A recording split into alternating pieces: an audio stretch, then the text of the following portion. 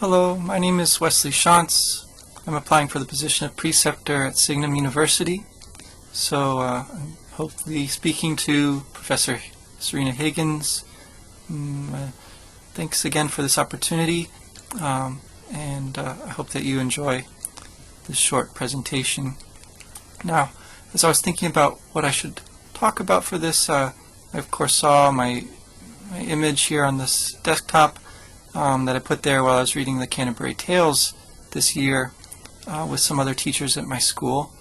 And the way that William Blake in this image focuses on the host made me think about, saying a few things about how the host is a kind of muse or inspiring force in the Canterbury Tales.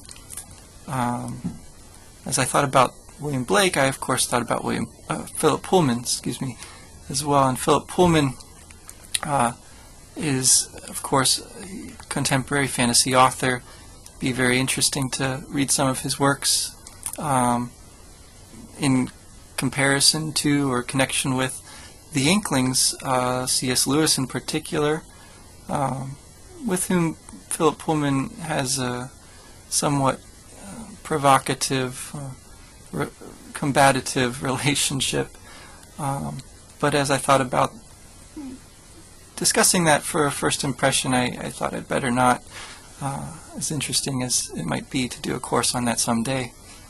And so I was thinking about beginnings and settled on talking about Plato, and Plato's Meno in particular. So as a poet and philosopher, of course, Plato's dialogues are kind of the beginning of Western literature. Of course, he's a reader of Homer, or a listener to the epic poems that have come before, and Homer, of course, in turn is drawing on a long tradition. But I want to talk about Plato in particular as a beginning and as a place to start, because he is again our first reader, and that's somehow closer to what I feel like I'm doing as a teacher than the storytelling of Chaucer or Homer.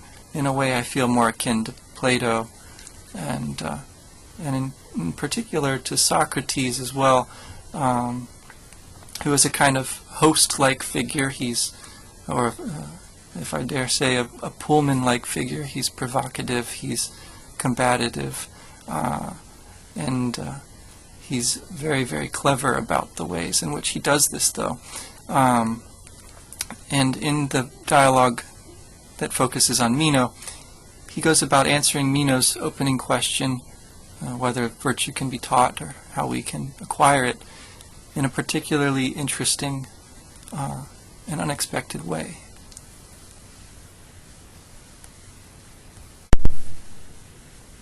So Socrates again and again brings Meno back to this opening question by asking Meno to tell him first what is virtue, before they know of what nature, of what kind, whether it can be taught, or how it is acquired, how one gets to be virtuous. Socrates wants to know if Meno can tell him what is virtue in itself. And as Meno gets frustrated, he calls Socrates a kind of paralyzing force. A stingray or torpedo fish is the image. And he throws up his hands and brings in a rather combative argument that since they don't know what virtue is, they can never find out. Because how will they know when they found it if they don't know what it is? And this paradox Socrates wants to dismiss as being destructive of the very activity that they're engaged in of searching for the truth. And so, to illustrate the kind of answer that he'd like Meno to give him, he sets Meno off to the side and brings over a boy of Meno's household. And in the ground, when they're standing outside, so Socrates begins to draw on the ground. He draws this image and the boy is able to identify it. I hope that you're able to identify my drawing here. It's a square. And Socrates proceeds, once the boy has told him that it's a square, to divide it up into 4 smaller squares so that they have a length for each side of the square, a length of 2. And the boy can tell him that the area of the square is 4. So Socrates says, very good. Now, I'd like you to tell me what is the length of a square whose area is double this given square's area. So, the boy's first response, of course, seems obvious, is to double the length of each side. And if we have doubled the length of each side, and we fill in the squares,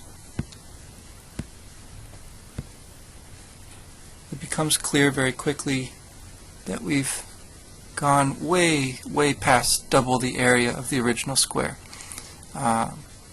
And so they start over, they brush that bit out, and now the slave boy suggests that maybe they'll just go 1 square in each direction.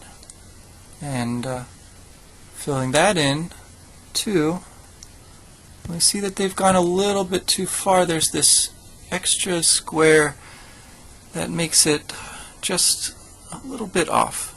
And so that area can't be right either. And at this point, the boy is stumped. He's in the same position that Meno was with respect to virtue. He doesn't know what virtue is, Meno. And the boy, the slave boy, doesn't know what the length of the side is.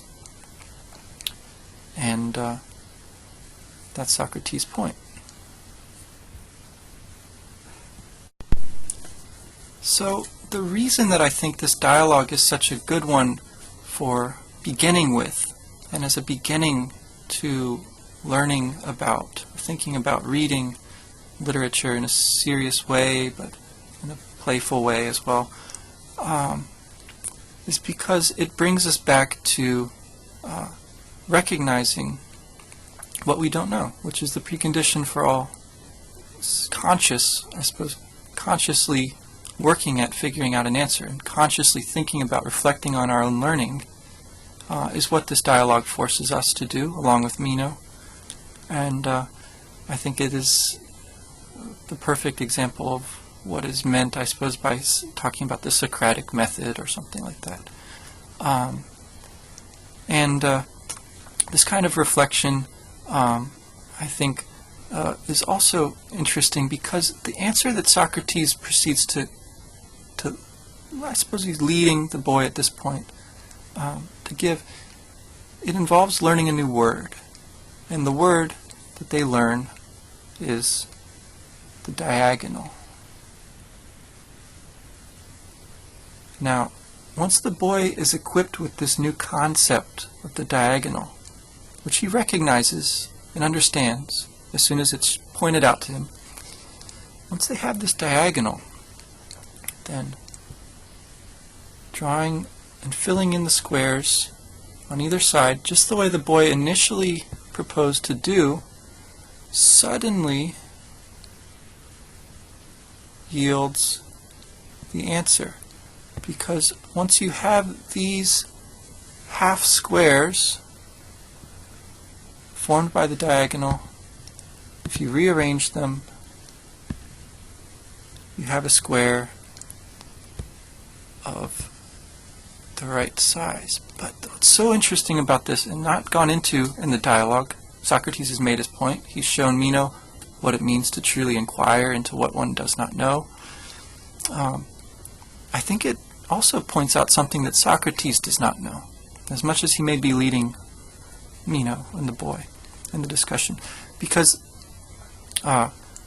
we don't know the length of this diagonal. We can sort of follow this process of dialogue, if we're willing to discover that there is such a thing as the diagonal. But we still don't know exactly what it is, in a way. We can't quantify it. It is an irrational number, square root of 2. but we can talk about it, we can recognize it, we can understand it in a way up to a point. But up to that point and beyond that point, there's still a certain mystery about it. And I think laying forward, presenting this image, laying it out for students, really highlights the ways in which knowing and wondering are connected. And so that's the sort of thing I guess I'd like to do at Signum University, continue to do with the fantasy literature and the classical, medieval, and Renaissance literature. And so I'll conclude there, and I look forward to talking more with you soon. Take care.